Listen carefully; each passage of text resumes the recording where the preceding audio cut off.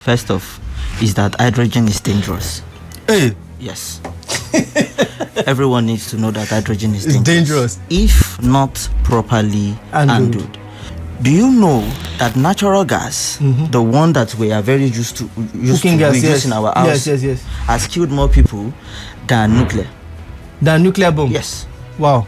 It has. Due to poor handling and all those incidences that we hear in the news. People are more scared of nuclear than natural gas. The government started educating people about safety, natural gas, how to handle it. There was a time that natural gas was causing a lot of accidents in Nigeria, so much that today people now say don't make house when you are cooking in the kitchen. That thing is a lie. Actually, it's not true. Because you are far, especially if the cylinder is not next to you. You see, the waves that come from your phone are not strong enough to trigger the explosion. Hydrogen comes in situations where batteries might not be the best. Take, for example, aviation. Because when you think about the aircraft, how many energy density you want to stack together before you have enough power to power a trip, say maybe from Ohio to Lagos? You need to think about transatlantic flight. So you will need something that is not very heavy.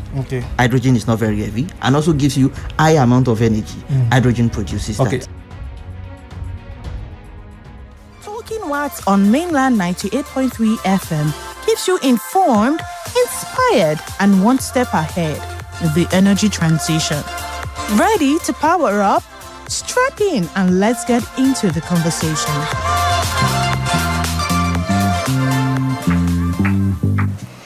Yeah, it's a beautiful afternoon and welcome again to Talking Watts. There's a different new style of our presentation, our sessions today, starting this quarter. And yes, I see Mr. Okunle in the studio, so it will be supporting. Supporting the mix today. And so Izine is not here. And so my name is Olanrewaju Ogunkunle again. I'm the CEO of Revocube Energies. And Talking Watts, yes, I know we've had a long, interesting session towards the previous episode. And we've discussed a lot of things around renewable energy. We talked about solar panels, we talked about inverters, we talked about the safety breakers, a whole lot of things.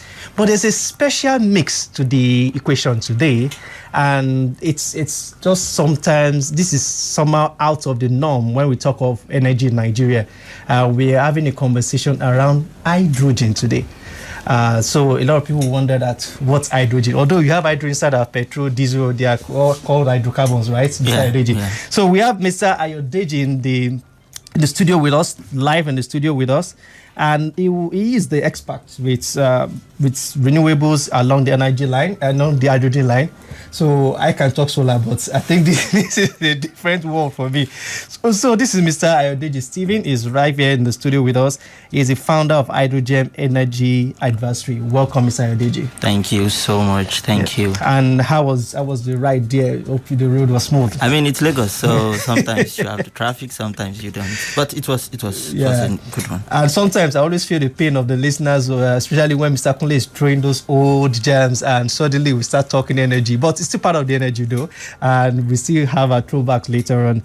All right, so now hydrogen, it sounds strange. People wonder, okay, which one's hydrogen? They've heard of CNG, they've heard of diesel, they've heard of petrol. And like I said earlier, any science person knows that most of these energy components are hydrocarbons. We call them hydrocarbons, from crude oil to petrol to diesel to paraffin and the likes. So what is this hydrogen in Nigeria itself? What's it about? Can you just give us a quick overview? All right. The first thing I tell anyone when they ask me what hydrogen is about is hydrogen is not energy in itself, it's an energy carrier. So the way you know that electricity, I mean, you can't see electricity, but you know that electricity is carrying electrons. Yes. And therefore, so like seeing cables that carry the power. Yeah, so it's an energy carrier. Okay.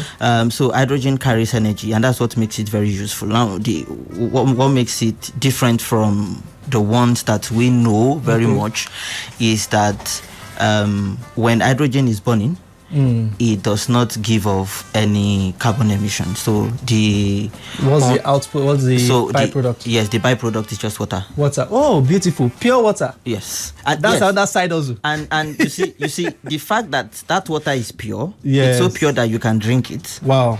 And it's so cold that you can use it for cooling.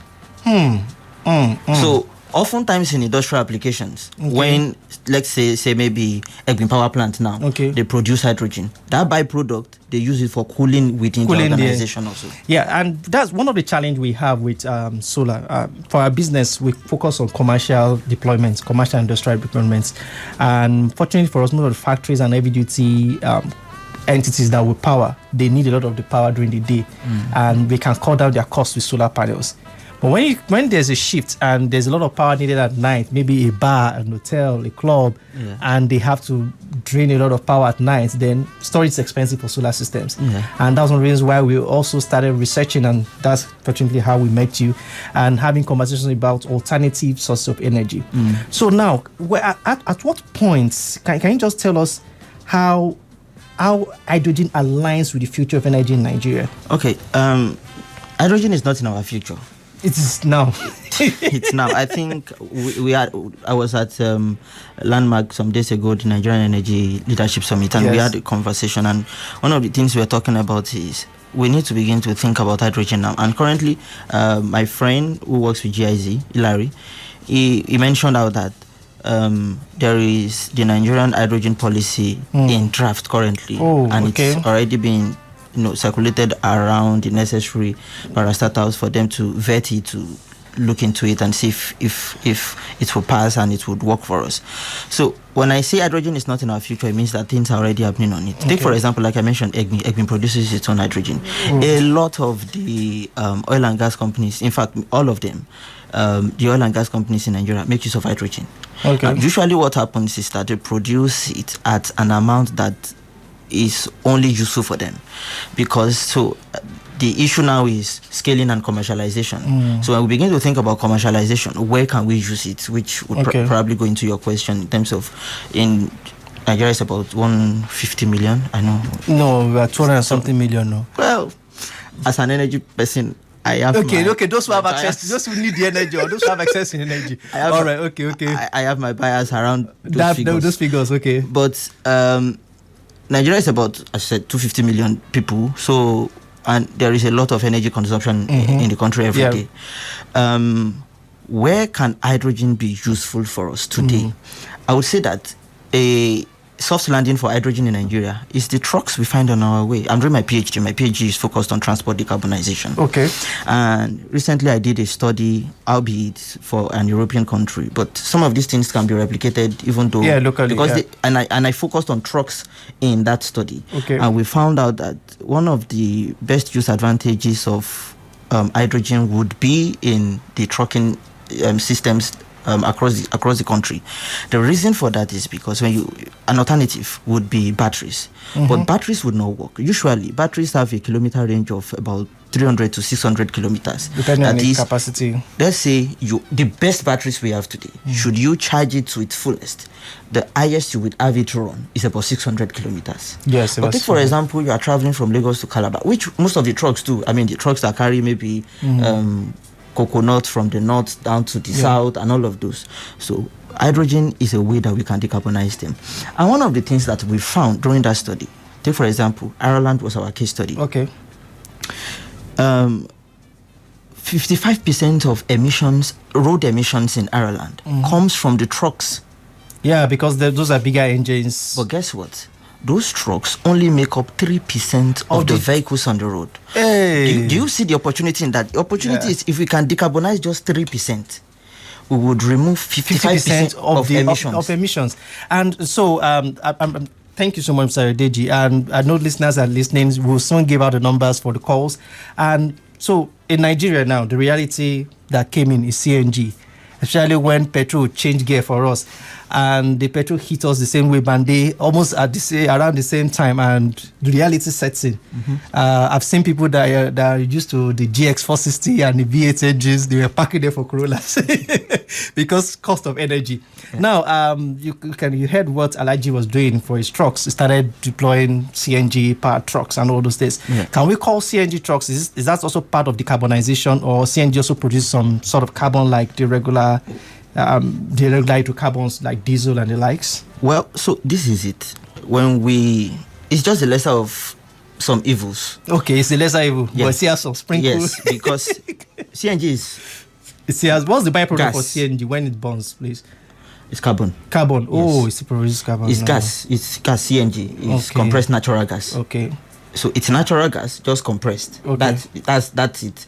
The LNG is liquefied natural gas, the one we use in our homes. Oh, yes. It's the same natural gas, but liquefied. So it has been condensed. Is that not condensation? So when it's compressed, it's in gaseous form. Gaseous, yes. Yes. So and then that same gaseous form is now forced down to liquid form. So yes. that's where it's CNG. Yeah. So and it is LNG. cold. It is cold. It is in liquid form.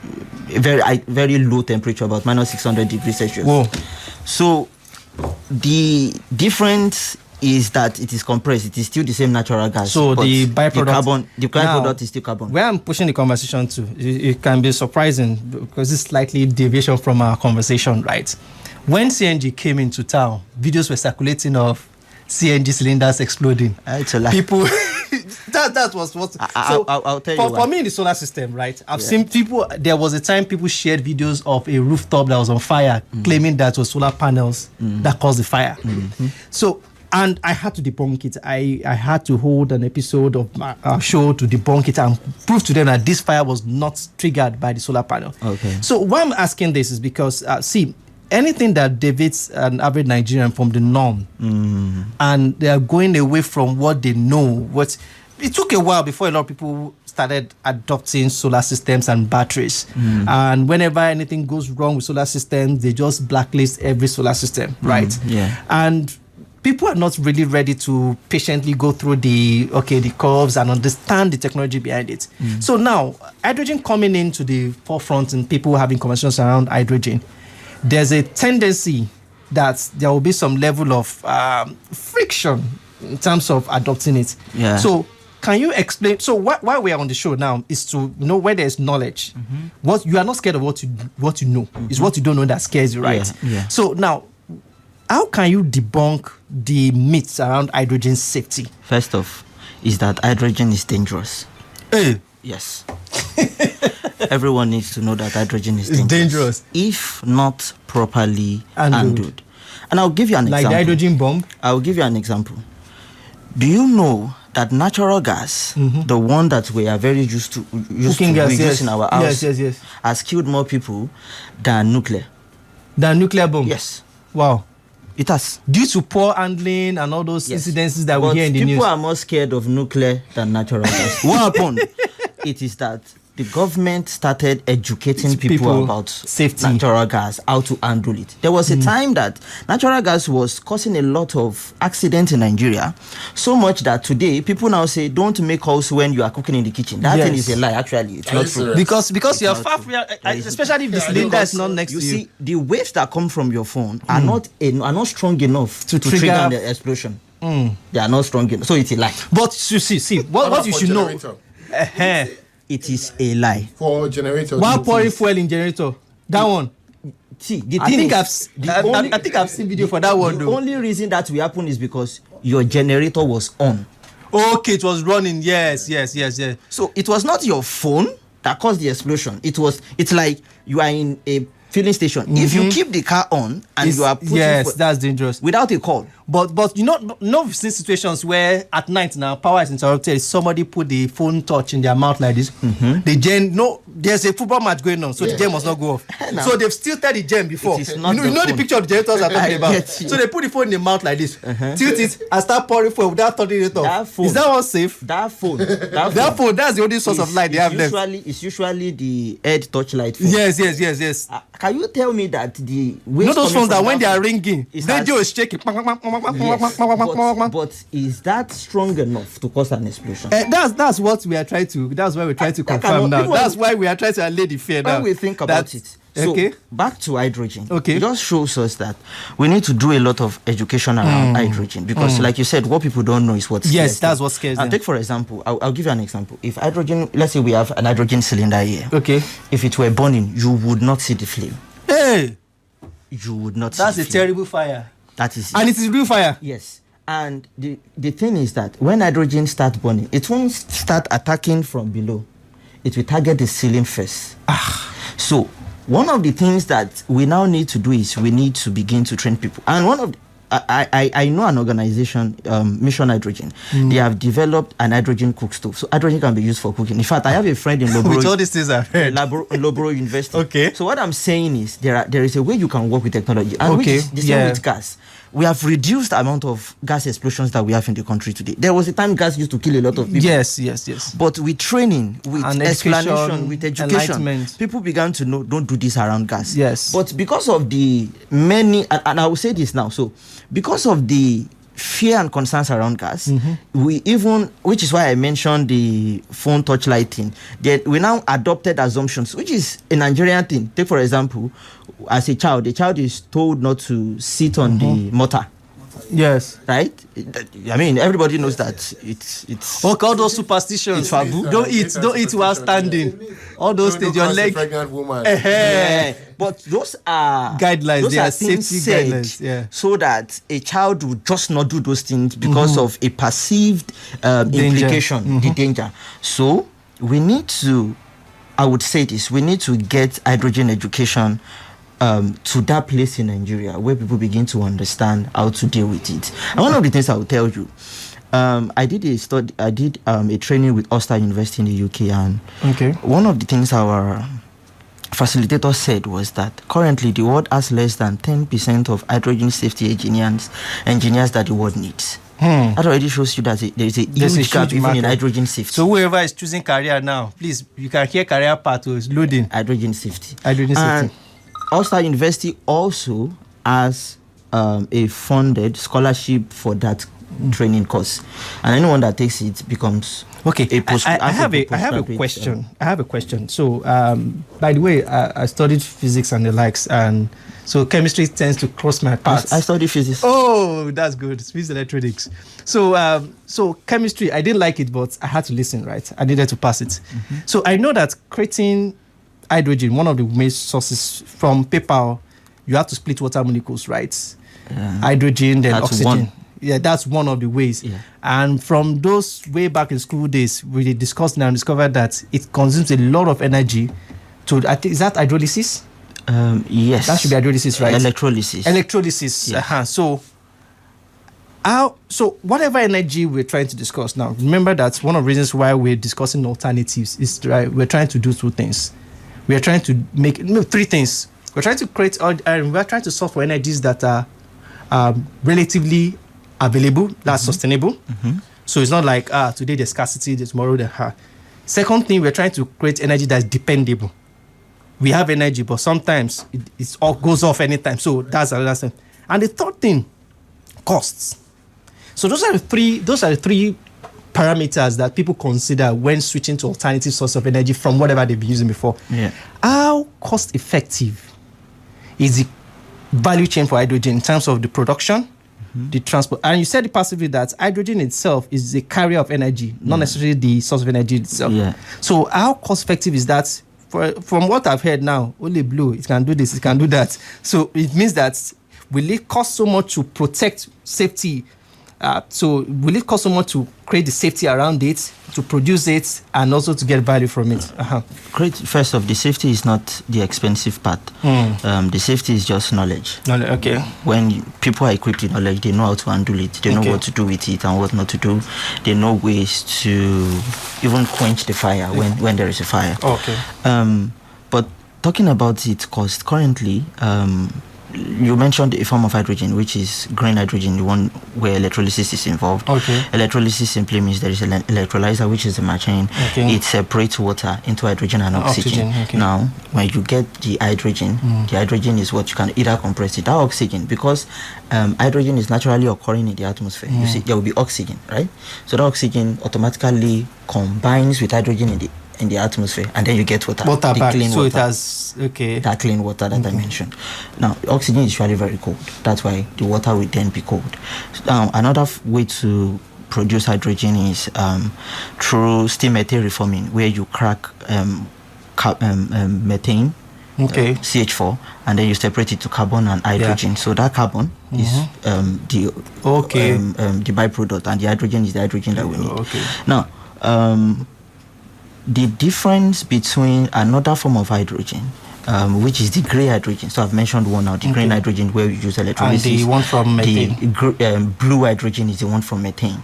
And then there is grey hydrogen. That grey hydrogen is the same process. But the difference between grey hydrogen and blue hydrogen is that in blue hydrogen you have carbon capture present. So what carbon capture does is that, remember I told you that we separate carbon from hydrogen. Yes. So that carbon is captured to make it a bit clean. So it is the cleanest. Okay. So that carbon, because the goal is to decarbonize. Yes. Though. So talking about cost, the grey hydrogen is quite cheap. Like I said, companies in Nigeria already make use. They already produce. They already use it in Nigeria. The green hydrogen is still about $4 to $6 per kilogram because hydrogen is costed per kilogram. However, it is not a Nigerian thing, because I don't understand that when Nigerians think about it, it is too expensive. What would it mean for Nigeria? It is not a Nigerian thing. And Nigeria is positioned to be a strong hydrogen hub in Africa. The reason for that is because we have strong solar irradiation. Which we can use to produce hydrogen. So that's where solar comes in again. We also have gas, which we can use to produce blue hydrogen. So the solar can support our green hydrogen production. The gas we have can support our blue hydrogen production. So all of that, therefore, placing blue hydrogen is about less than, I think, about $1 to $1.5 per kilogram. And once that is scaled up, the cost can therefore be reduced. Just like our solar was really expensive, and as technology matures, it becomes cheaper. So don't forget you locked on to Mainland 98.3 FM. We are the sound of Lagos. Talking What is on our radio. We have our very good host, Olanrewaju Ogunkunle, CEO, co-founder, Revocube Energies Limited, and there's Ayodeji Stephen, founder, HydroGEM Energy Advisory. We're talking everything alternative energy. And yes. So before your question, you did talk about the fact that very soon we would have hydrogen cooking gas. Yes, cooking. I was going to ask, for the average Nigerian, beyond the commercialization on big scale, what does HydroGEM do for us? So how does, and what my question is also in line with that, you mentioned something passively that hydrogen is a carrier of energy. It's not the energy itself. So when can I cook with the carrier of energy? So what will it carry for me to be able to cook with it? So the energy carrier itself, like I said, it's not the energy source. That's why we call it an energy carrier. So take, for example, solar is an energy source. Yes. Hydrogen carries the energy. So it is carrying that molecule that is the energy that you can use. So it has molecule, the energy molecule. See, your grammars. Not molecules. Not all of us are molecules. So it is carrying the energy that you need in itself. So that can be used to, power our homes, maybe even our ACs, power our fridges and all of that. But to answer, what does it do for us? First, it is that it gives us an opportunity to lower our carbon emissions in the world today. And it also can help us to industrialize, because you will see something. One of the things that hydrogen can do for an economy is that it can actually blow that economy up. Last year, I did a study and looked into hydrogen clusters. So they are called hydrogen hubs or hydrogen clusters, where you have like a village, like a mini village, because of hydrogen. Let me give you an example. Did you know that if, let's say, there is a meteorite now that falls into Ijebu-Ode, that place could become a city because of that meteorite? Because of the energy that comes with it. Not just the energy, because people want to go and investigate it. So I'll just stay at the junction, start collecting 1K. You get. Come and see meteorites. Now, the same way, producing an hydrogen can create its own city. Because you will produce it there. You probably have use for it there. You will transport within there. And the ecosystem, the transporters, that ecosystem is the word. Start forming around it. Therefore, people will need to go and sell food. People will probably need to go and sell clothes. People will work there. Accommodation. And therefore, it gives job opportunities to people that naturally do not have anything to do with hydrogen. Practical experience is the new refinery. Thank you for mentioning. A whole lot of things showed up. Even people started selling land 2 minutes away from new so that in itself is one of the advantages. And for an economy like ours, where we have a lot of young people that are, getting out from school, looking for opportunities. And that is why in our organization, we have recently started a training, which we launched yesterday, to train young Nigerians on hydrogen and what their role can be. Especially that safety part you mentioned. Fire with the bomb with no show flame. We have a module on safety. Yes, all right. Thank you so much. Mr. Kunle, I think we should start taking calls now. So anybody that understands this advanced PhD level science that I did just say, or if you want to ask a layman question, how can, so I think you can take the question. Numbers to get us on 0913 6410. I said I must slowly 0913 6410. I think it's a conversation that you on the other side would like to contribute on. It's been a platform to learn from you, really.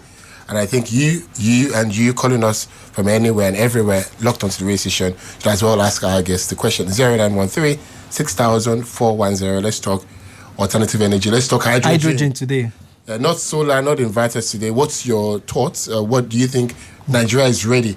The world is aiming for low emissions. Yes, low emissions to bring the temperature down. For the last few years. Let's take a call. Good afternoon. Welcome on our show. Good afternoon. I'm Yusuf calling from Sharing. Welcome. I would like to. Thank you very much.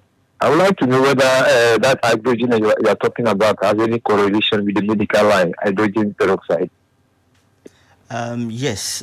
So the same hydrogen that actually when it is mixed with the peroxide, then it forms hydrogen peroxide. That's However, H2O2, right? Hydrogen can also be used in the medical system. See, it's the way you need to power your equipment in the medical systems. It's the same way hydrogen can also do that for you. However, I think I need to mention something. There are key hotspots because when people think about hydrogen, they think, so is it going to take the place of batteries? Is it going to take the place of oil? Is it going to take the place of gas? And by the way, there are hydrogen-powered cars, and what comes out of the tailpipe of those cars is pure water. So when the car burns the hydrogen, it's clean water that comes out of the exhaust of those cars. So when we think about that, we then say, is it going to take the place? Hydrogen has its, I call it demand centers. As a person, probably because of my knowledge, I would not use hydrogen for a four-wheeler vehicle. Okay. So it's the heavy-duty ones where you need a lot of power. Because for the four-wheeler vehicle, you probably drive it, say maybe from your house to workplace.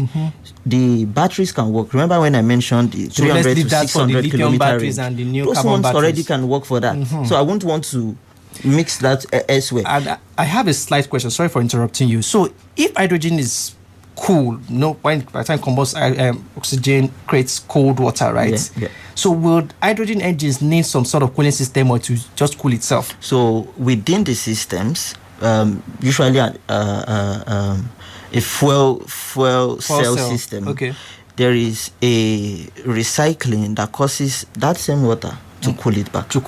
Yes. Okay. Oh, wow. I would like us to finish the question concerning the medical. Yes. So yes, it can be used in the medical line. You can use it to power equipment in the medical line. There are hydrogen-based generators. However, would I suggest that's its best use? No. Like I mentioned, we can use solar systems. Take for example, if you have let's even say you have a medical city, city, like, maybe an estate that needs like 10 megawatts of power, and that's when you are talking hydrogen. Off-grid solar can already supply that. So where does hydrogen? So it has to be massive. So hydrogen comes in situations where batteries might not be the best. Take for example, aviation. Because when you think about the aircraft, how many energy density do you want to stack together before you have enough power to power a trip, say maybe from Ohio to Lagos? You need to think about transatlantic flight. So you will need something that is not very heavy. Hydrogen is not very heavy and also gives you high amount of energy. Hydrogen produces that. We have a message. You can as well send us a message on 0913 6430. Someone says, how do we learn more about what you've been talking about? Do you have websites or phone I think we're even running out of time. Yes, so how do you reach out to you? So you can reach out to us via email, and so that's info@revocubeenergies.com. Okay, so that more slowly. Info at Revocube Energies. Revocube is REVO, like Revo, CUBE. Revocube then Energies, ENERGIES.com. info@revocubeenergies.com. And phone numbers 0029725 904. Say that again. Again, 080 297 25904. And you can reach out to us, any of our offices, especially in Ikeja, but the email and website, our website is www.revocubeenergies.com. And I think we might still need to take this conversation further on different episodes. And sure. Mr. Ayodeji, thank you so much for your time. Thank you for it. I felt like I'm back in the lecture room again. It's some deep chemistry and physics going on there. Thank you so much and well done. And kudos for the so we'll start seeing hydrogen cars on the roads very soon. Thank you. Thank you very much, Ayodeji Stephen, founder HydroGEM Energy Advisory. You should be back on this show sometime very soon. I think it's a conversation that is never ending. And thank you as always, Olanrewaju Ogunkunle, CEO, co-founder, Revocube Energies Limited. Simple. Get every question that you have on the website. Mail it to us. info at Revocube is REVOCUBE dot Revocube Energies. Revocubeenergies.com. Yes. It's been fun hanging out with you. Thank you. Thank you so much. Thanks for having us. 4 o'clock, the situation room with the they keep it out on the radio station, Mainland 98.3 FM. You can as well call the numbers once again. 080 297 25904. Thank you. Thank you very much.